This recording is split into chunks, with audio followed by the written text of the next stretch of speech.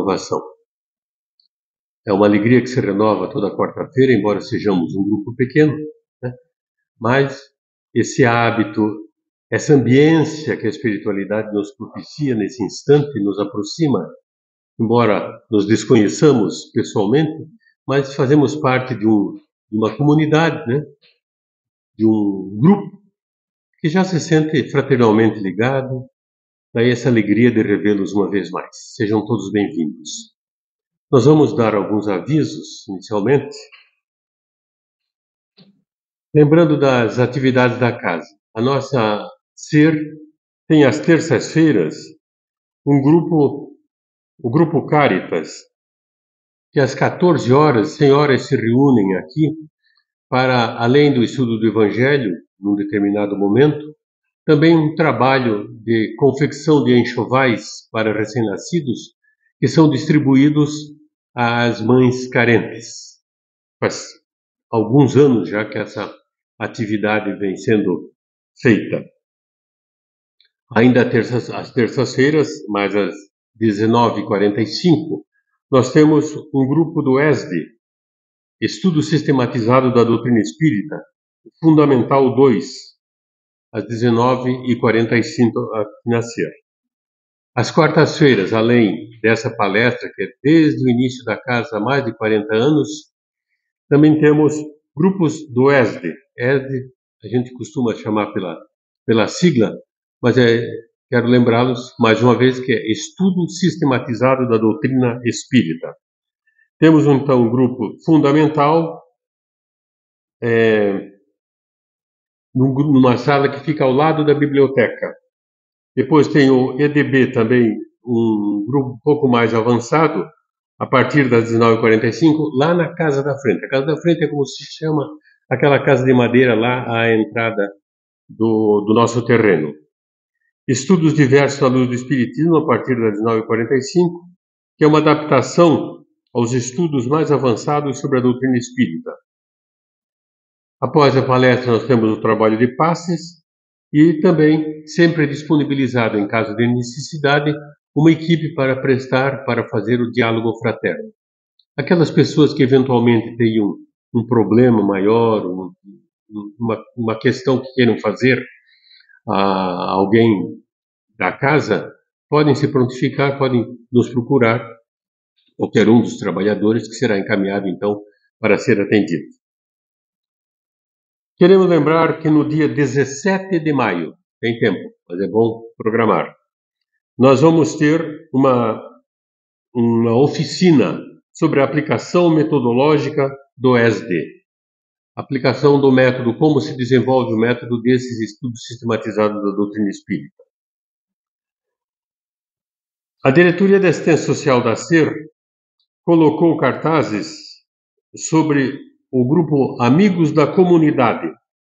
Pedimos sua atenção e colaboração em benefício da comunidade que atendemos, com a entrega de 25 cestas básicas a serem compradas com as colaborações. Então, esse grupo está fazendo esse trabalho de encaminhar 25 cestas básicas a uma comunidade assistida e, para tanto, o texto aqui se refere a uma solicitação que é feita aos que puderem e aos que quiserem, num determinado valor, em torno de R$ 120,08. Né? Aqueles que quiserem e puderem ajudar, esse valor vai ser revertido em cestas básicas a serem distribuídas a essa comunidade. Muito bem. Vamos então dar início à nossa atividade, como de hábito, pela prece. Querido amigo e mestre Jesus, ao iniciarmos a nossa atividade, mais uma vez, Senhor, queremos te agradecer pela oportunidade que se renova nesse encontro tão fraterno de pessoas com as intenções de afinidade no aprendizado da doutrina espírita, no conhecimento das suas leis, das suas bases, da orientação moral, filosófica e religiosa que ela nos transmite, Senhor. Que em mais essa oportunidade sejamos assistidos pelos amigos espirituais, facilitando a apresentação da palestra pelo nosso palestrante e que cada um de nós, assistentes, ouvintes, possamos absorver os ensinamentos aqui trazidos e levar conosco como acréscimo àquilo que já detemos, para empregar no nosso dia a dia, mas também para entender o mecanismo da vida que cumprimos nesse instante. Saber das razões por que aqui estamos, das oportunidades que o Pai nos propicia, das responsabilidades que temos perante nós, perante a sociedade e principalmente perante Deus. Todo esse conjunto de conhecimentos, a doutrina nos traz de uma forma clara, precisa e definitiva. Que o Mestre Jesus, na sua infinita bondade, permaneça entre nós nesta noite e por todo sempre. Que assim seja. Antes de passarmos a palavra ao nosso querido Amaury e de anunciá-lo, eu quero trazer, a pedido da direção da casa, esse livro Superando a Ansiedade. É um livro psicografado pela médium Eulália Bueno. São mensagens de uma profundidade considerável e de muita utilidade para todos nós, tendo em vista as dificuldades que enfrentamos neste mundo. Então, é um subsídio importante para as nossas dificuldades, para os problemas que temos e que são inerentes à imperfeição do mundo em que vivemos e do nível em que estamos. Então, sugerimos, e está à disposição inclusive na livraria, esse livro Superando a Ansiedade, pela médium Eulália Bueno. A palestra de hoje está a cargo do nosso querido companheiro Amaury Amaral de Almeida. É um trabalhador da doutrina desde 1975. Atuou em diversos centros espíritas em Brasília, Curitiba e Goiânia. Amaury, em virtude da sua profissão, ele que é economista, ele é de Curitiba, mas depois mudou-se para o centro-oeste brasileiro e lá, além da atividade profissional, desenvolveu um vasto trabalho de distribuição de comunicação doutrinária, trabalhando em diversas casas, tanto em Goiânia quanto em Brasília e em toda a região. Depois, agora, a questão de alguns anos, retornou à base, a Curitiba, e para nossa alegria, escolheu a nossa casa para que estar conosco, prestando a sua colaboração. Ele que é muito ativo, responsável hoje pelo setor de comunicação da SER, mas coordenador de grupos de estudos e um trabalhador de todas as horas.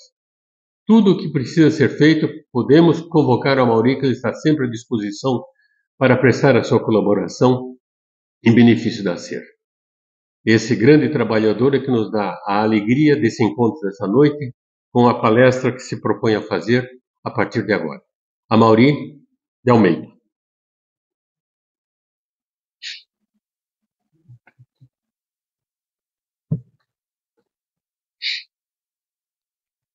Boa noite a todos. Quero agradecer as palavras carinhosas do nosso irmão Joaquim. Com muita alegria sempre que estamos comparecendo à casa. É muito bom estar nesta casa. Não há nenhum momento em que voltemos a essa casa em qualquer situação que não seja com alegria. Então, esperemos que a nossa noite seja agradável, fraterna, suave, doce, para que nós estejamos sempre unidos em conhecimento, em emoção, em sentimento, para que nós cresçamos juntos e estejamos sempre juntos na nossa caminhada evolutiva.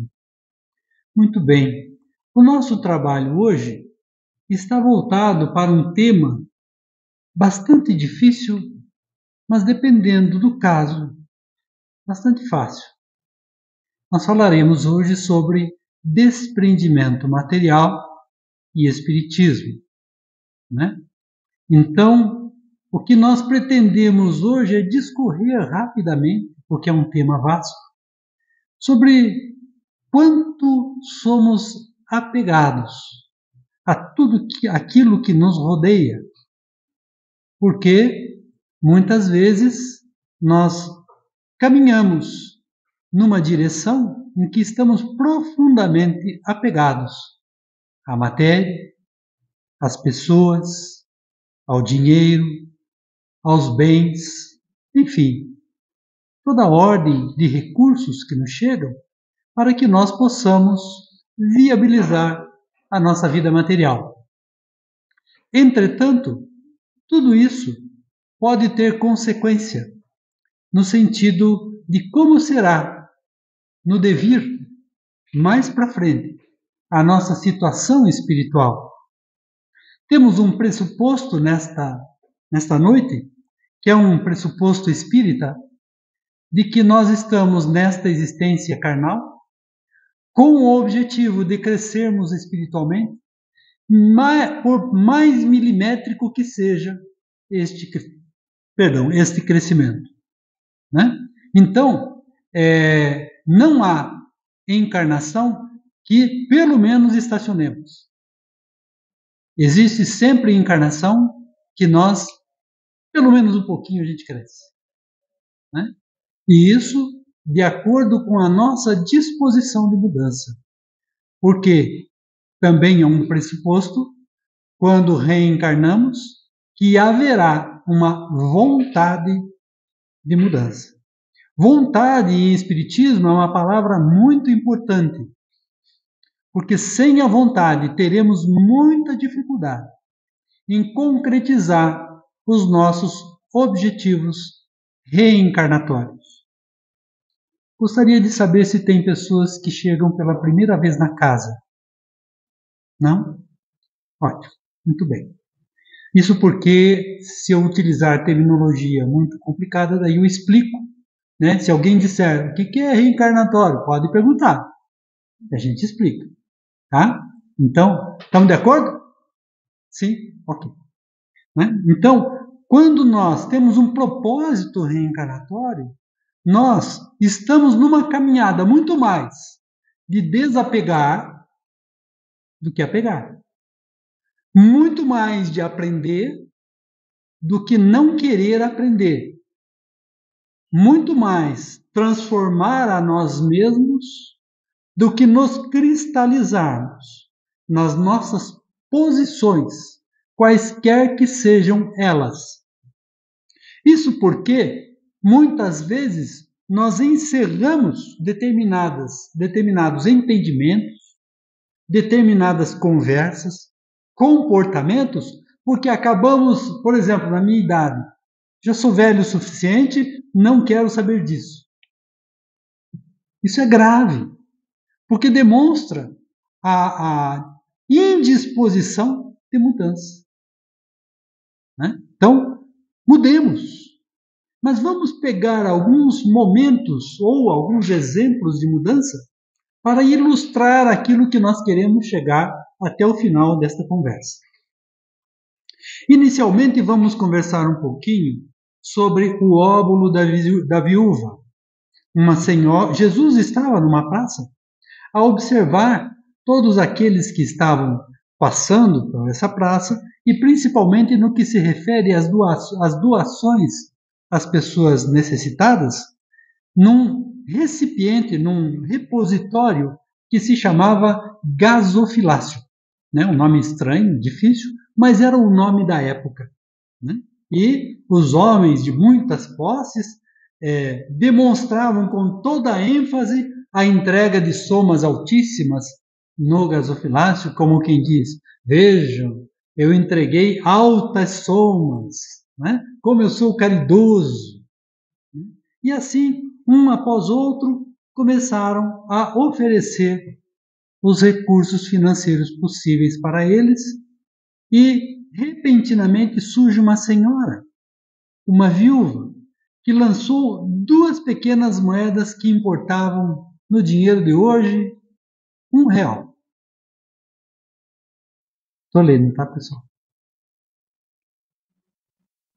E convocando os seus discípulos, lhes disse Jesus: Na verdade vos digo que mais deitou esta pobre viúva do que todos os outros que deitaram no gasofilácio.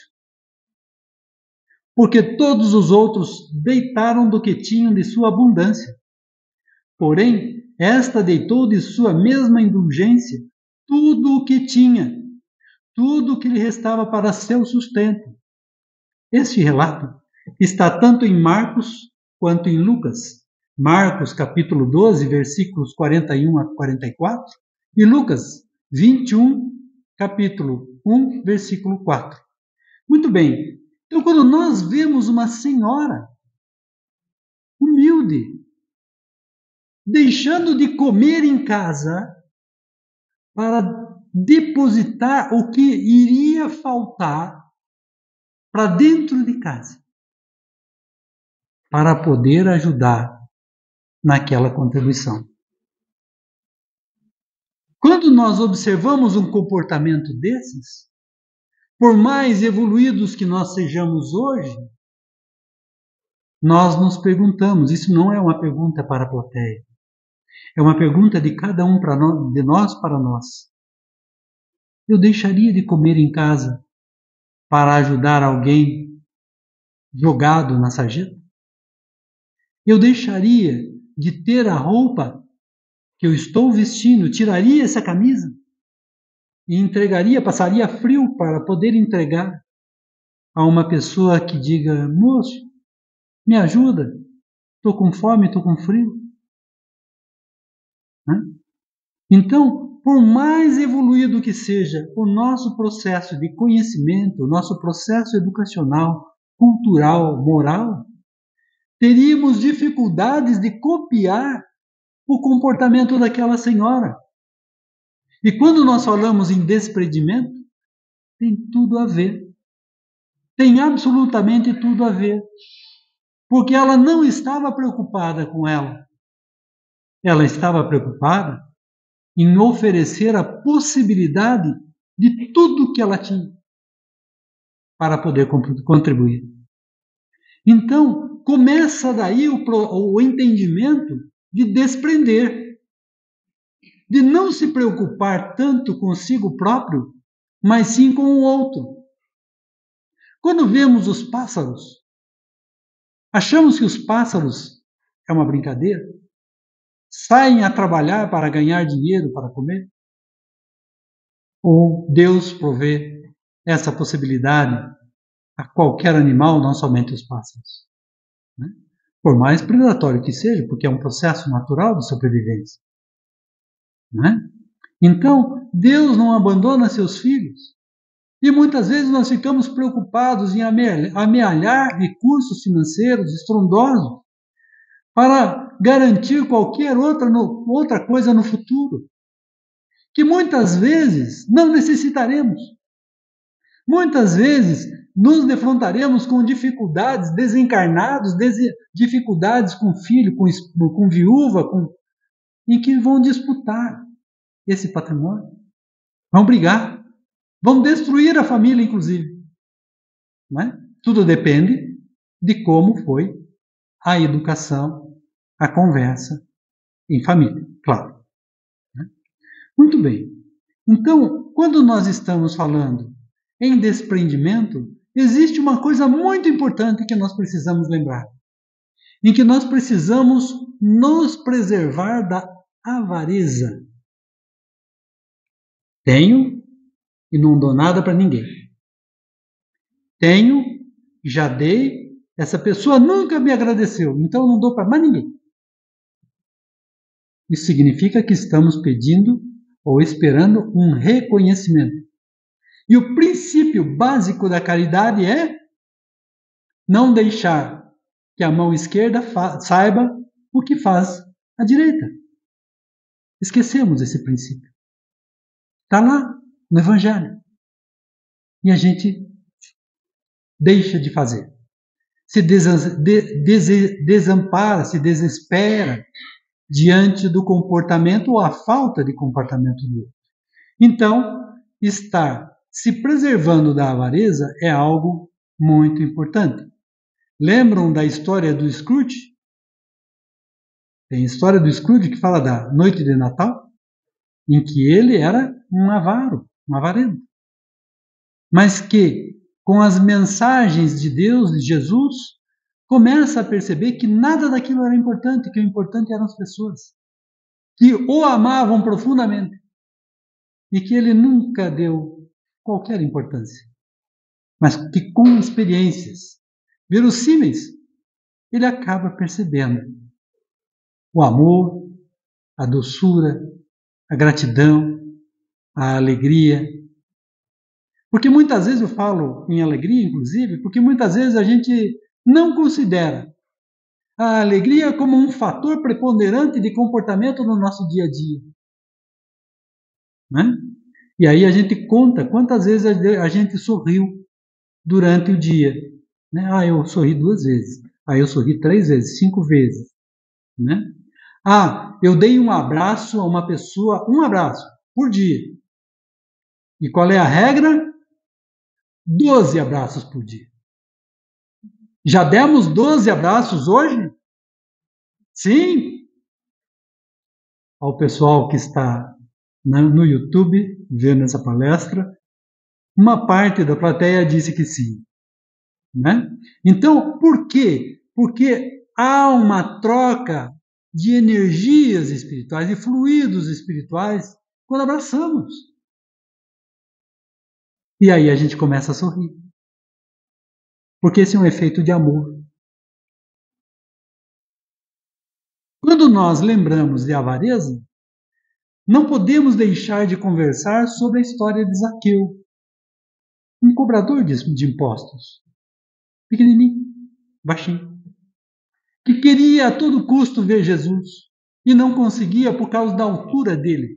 Então as pessoas eram mais altas, ele ficava pulando para ver se conseguia ver. O que ele fez? Subiu na árvore. Aí ele conseguiu ver o mestre, e o mestre olhou, ergueu a cabeça e perguntou: Zaqueu, o que fazes aí? Zaqueu diz: Jesus, eu quero vê-lo. Zaqueu, desce dessa árvore, porque esta noite eu vou ceiar na sua casa. Zaqueu ficou exultante. Recebeu Jesus. Jesus se alimentou na casa de Zaqueu, e Zaqueu deu o depoimento: Senhor, 1/3 de tudo que ganho eu distribuo aos pobres.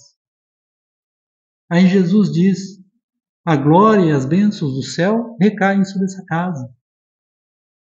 Né? Então, um outro exemplo de desprendimento. Existem vários. Nós só coletamos alguns. Ou então a parábola do mal rico. Aquele com uma fortuna incomensurável. Uma casa belíssima, grande. Muitos criados, muitos servos. E existia um senhor que ficava à beira do portão a pedir os restos de comida. E como a situação dele era lamentável, ele tinha muitas escaras, muitas feridas, que os cães lambiam. E de vez em quando, o mal rico oferecia uma parte, uma migalha da comida. O tempo passou e ambos desencarnaram. E aquele que era miserável apareceu com uma luz maravilhosa, belíssima, suave. E o mal rico olhou para ele numa situação espiritual lamentável e orou e pediu: Senhor, faze com que ele venha me salvar. E o pai disse: não posso. Não posso, porque no momento em que você poderia tê-lo ajudado, no nível material, veja só, você nada fez. Então está no seu momento de passar pelas agruras, as dificuldades. A gente pode comparar isso a um processo encarnatório. Aí o mal rico diz: então vá aos meus e informe do erro que eu cometi. Aí o anjo que estava conversando com ele diz: não posso. Não posso. Por quê? Eles não acreditariam em mim. Eles não acreditariam nesta possibilidade. Né? Por quê? O uso do mau recurso nos atém à propriedade, ao dinheiro, ao status social, às possibilidades de poder. Então, cuidemos. Um penúltimo exemplo é a parábola dos talentos, em que o Senhor da Terra chamou 3 trabalhadores. Ele ia viajar e entregou 5 talentos para um, 3 talentos para o outro e 1 talento para o outro.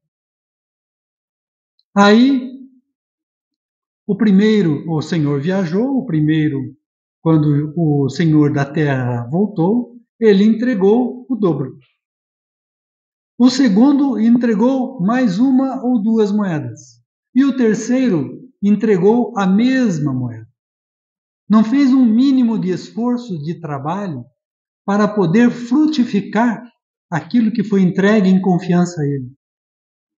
Aí o Senhor da Terra diz: mau trabalhador, ofereci minha confiança e recursos para que fizesse algo, e nada frutificou. Por quê? Por que não frutificou? Porque não fez esforço. Não fez uma atividade que possibilitasse aumentar aqueles recursos. Né? Temos que tomar muito cuidado com riqueza e miséria. A gente sempre começa com riqueza, então hoje eu vou começar com miséria. Quando nós temos grandes dificuldades, dívidas, temos a família passando fome, passando agruras, e tudo depende da nossa capacidade de resiliência, de enfrentar tal dificuldade com fé. Porque o Pai a tudo provê. O Pai não esquece de nós. O Pai não nos ocasiona sofrimento. Quem ocasiona sofrimento somos nós mesmos, para nós mesmos. Não o Pai.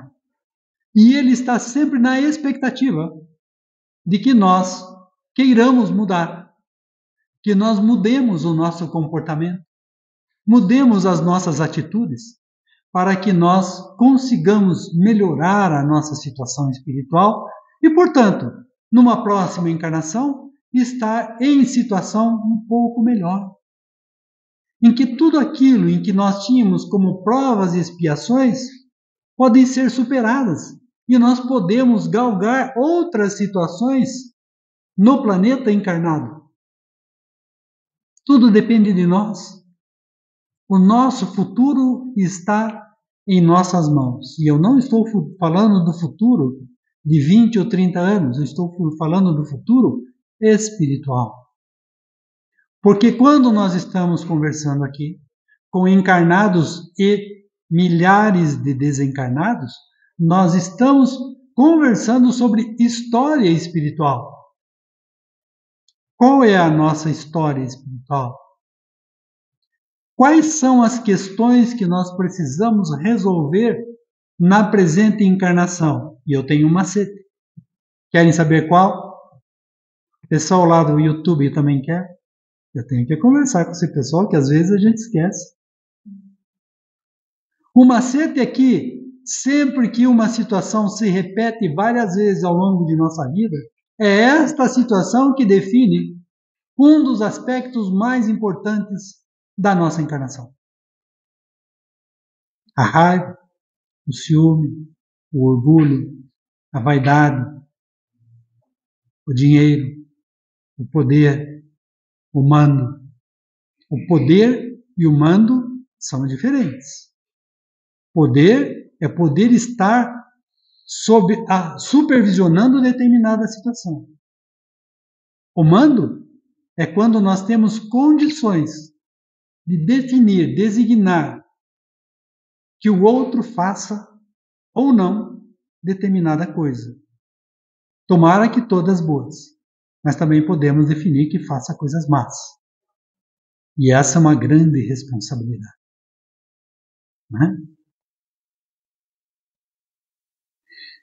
O dinheiro para nós, é meramente um meio de troca.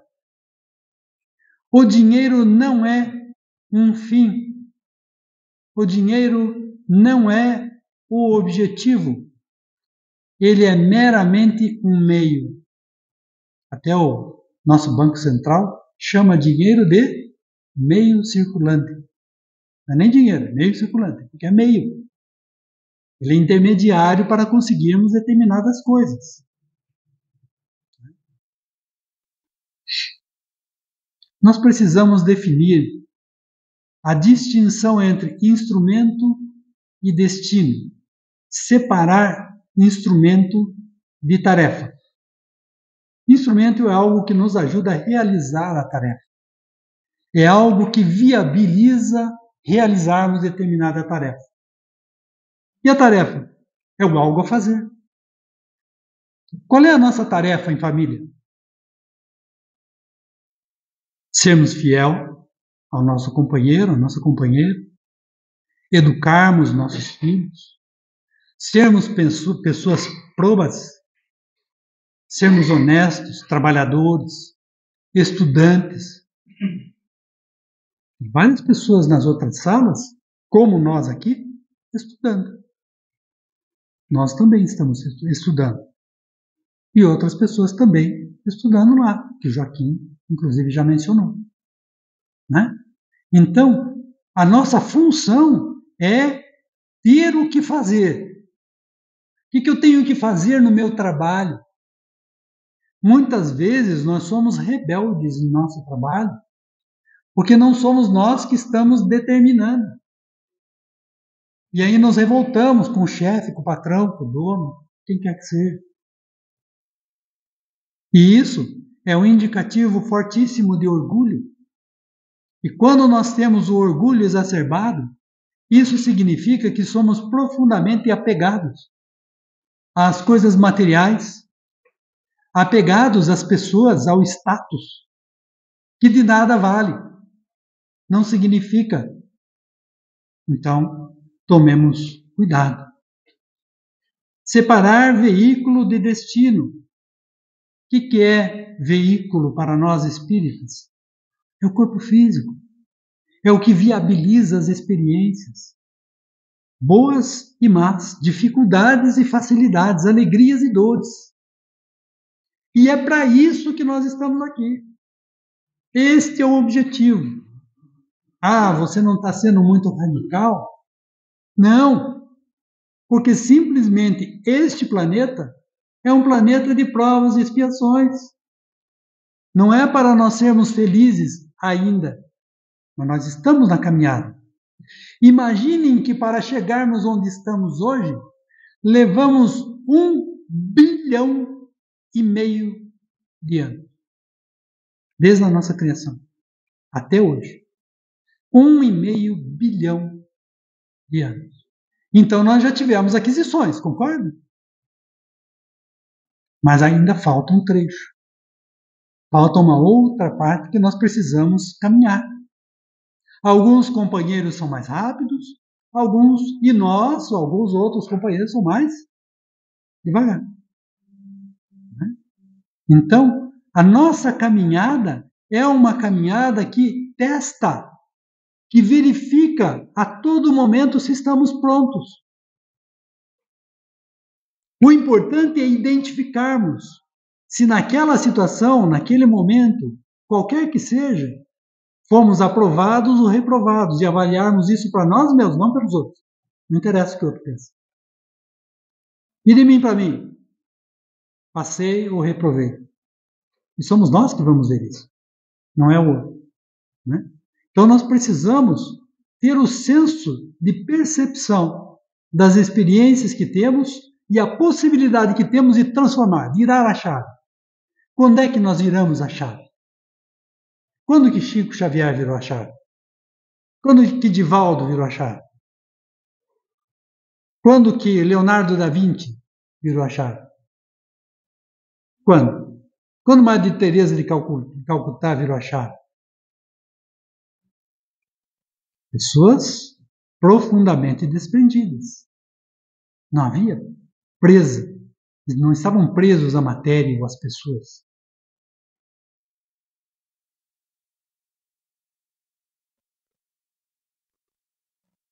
Dinheiro é meramente instrumento. Não é destino. Não é atividade. E precisamos pensar no dinheiro com seriedade, com responsabilidade. Temos muito dinheiro? Podemos usá-lo, porque a nós foi permitido usar. Mas usar com bom senso, com parcimônia. Lembro muito bem da primeira reunião mediúnica que fui assistência. E o médium era o nosso querido e amado Abib Isfer. E a entidade dizia, possivelmente para mim e para o meu amigo era rico e eu era pobre, então falava para ele, não para mim, né? Eu não tinha nada a ver com isso. Ele dizia, você tem dinheiro? Use, não tem problema, mas use com raciocínio, com percepção.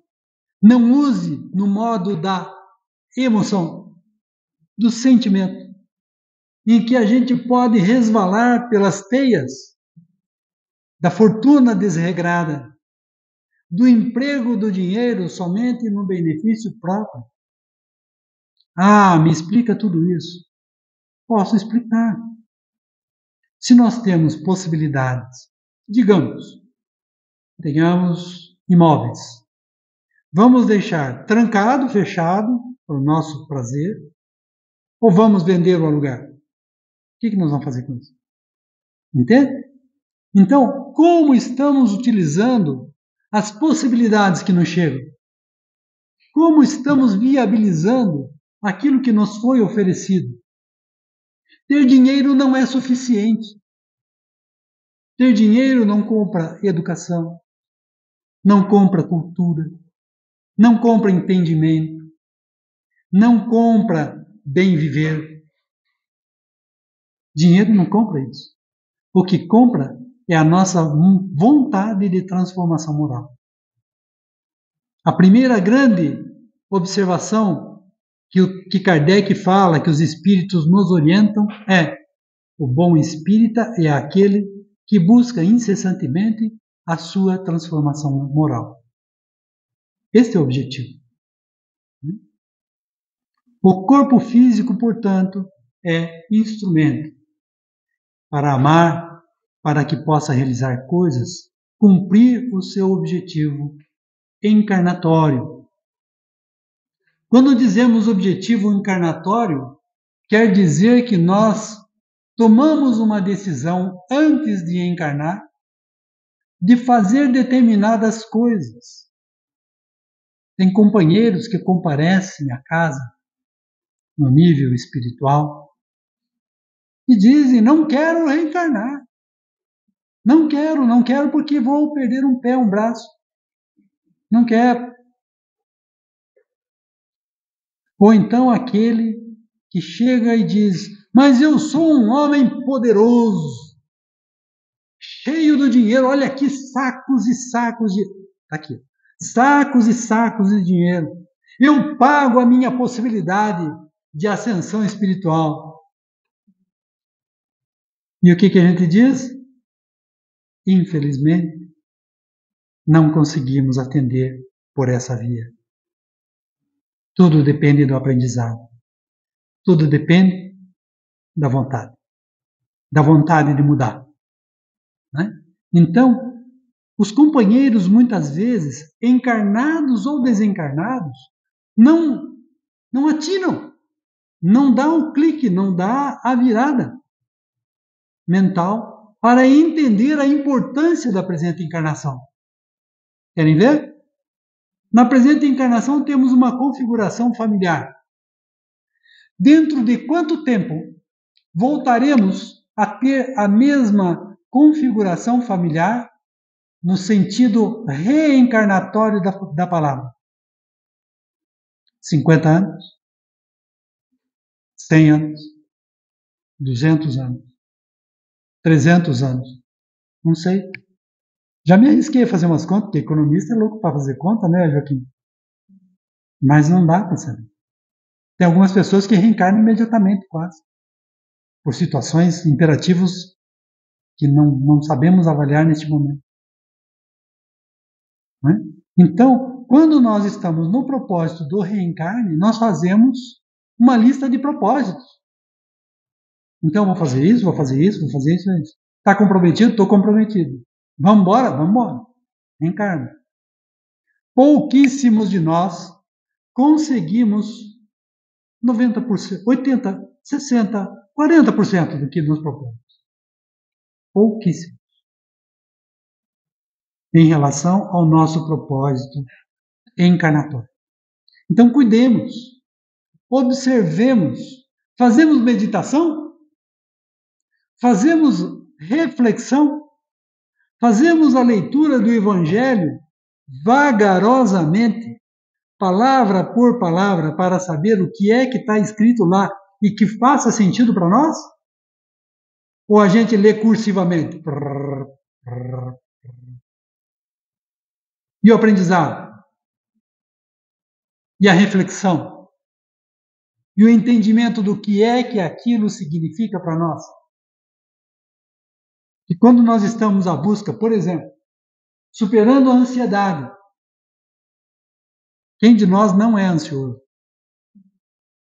Eu tenho a minha parcela de ansiedade. Mas qualquer dia a gente pode bater um papo, em outra ocasião, sobre a ansiedade. Ela é desastrosa. Desastrosa. Então cuidemos. Cuidemos desta possibilidade que temos de transformação moral e que jogamos fora. Nós precisamos parar com a nossa adesão excessiva, aprofundada ao consumismo. Qualquer coisa nós estamos consumindo. Muitas vezes sem ter dinheiro, sem ter a possibilidade de comprometendo a família. Cuidemos. Não nos permitamos fazer isso. Não podemos ser escravos do dinheiro. Não podemos deixar que o dinheiro nos escravize. Então, sempre que formos utilizá-lo, nós precisamos parar e pensar.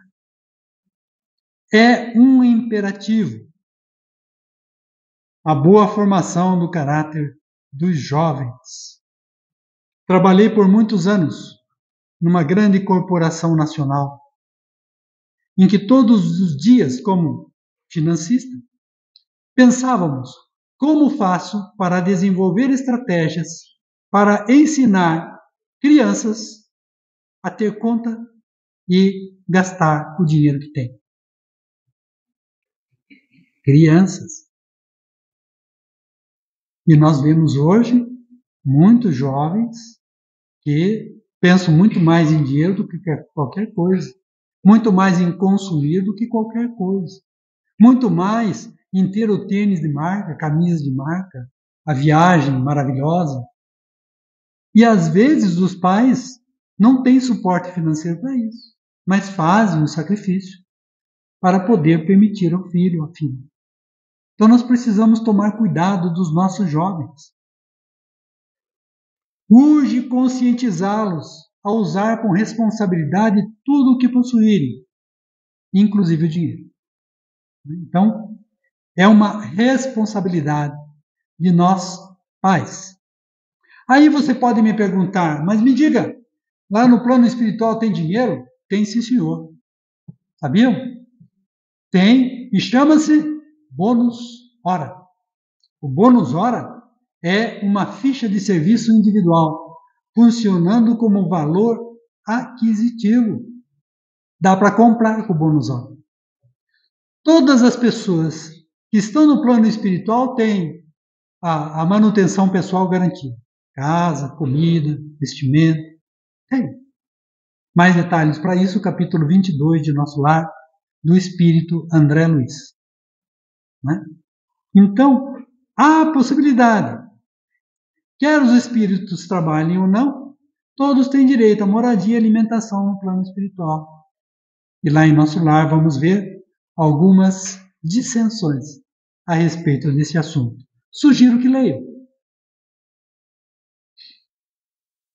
Quem trabalha ganha bônus hora. Pode adquirir casa própria, e melhores alimentos. O verdadeiro ganho da criatura é de natureza espiritual. E o bônus hora em nossa organização, nosso lar, modifica-se em valor substancial, segundo a natureza dos nossos serviços. Portanto, queremos bônus hora? Trabalho. Trabalho, trabalho, trabalho. Lembro muito bem de uma situação de um ente querido, desencarnado, que se manifestou em uma situação mediúnica e falou: gente, eu não sabia que eu ia trabalhar tanto depois de desencarnar. Porque eu achei que eu ia ficar descansando, passeando, vendo paisagens belíssimas, que nada, eu estou trabalhando que nem louco. Então a gente imagina o nosso desencarne como algo libertador no sentido de vermos campos maravilhosos. E o nosso desencarne simplesmente espelha a nossa realidade espiritual. Estamos presos à matéria? Estamos presos às pessoas? Nosso desencarne terá dificuldades. Estamos trabalhando o desprendimento? O desencarne será um pouco mais suave. E quanto mais profundo o desprendimento, mais fácil o desligamento espiritual. Aqueles que tiverem dificuldade, permaneceremos um pouco mais no ambiente para trocarmos ideia, quem precisar mais orientação a respeito.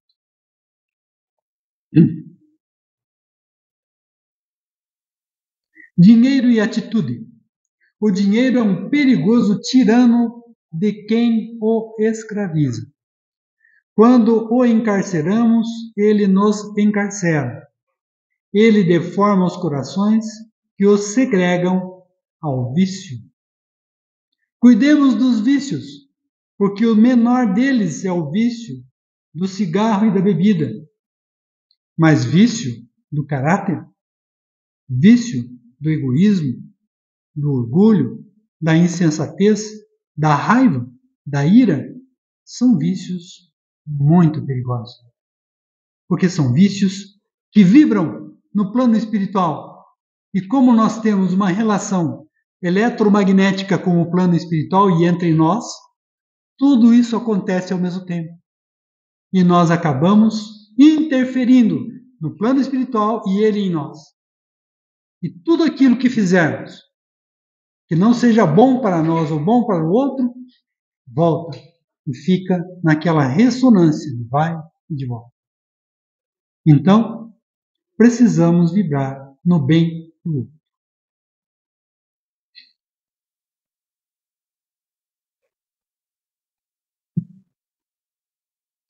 Diante das tentações, o que precisamos fazer? Que tentações estou falando? Aquela tentação de não precisar de comprar um carro que poderia ser de, digamos, 100 mil e eu acabo querendo comprar um de 500 mil, mesmo sem ter dinheiro. É quando eu quero ter uma casa que não tenho condições de ter. Ou digo que esta casa que já tenho é minha e ninguém mexe. E que ninguém bula em qualquer coisa dos móveis. Isso é apego.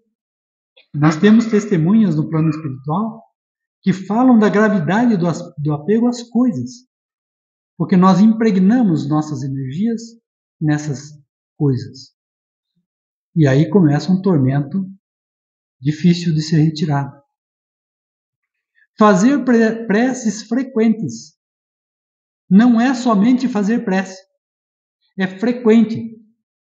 Para que nós estejamos numa faixa vibratória em que alcancemos a posição de espíritos mais elevados, que nos intuam e nos orientem, que nós consigamos conversar com o nosso mentor espiritual e que ele nos oriente, que saibamos ouvi-lo, porque normalmente o mentor está a gritar em nosso ouvido e nós não queremos ouvir. Então nós precisamos ouvir. Agora, não adianta ou não é suficiente uma prece falada somente da boca para fora. Tem que ser do fundo do coração. No capítulo 28 do Evangelho segundo o Espiritismo, Nós temos uma coletânea de preces.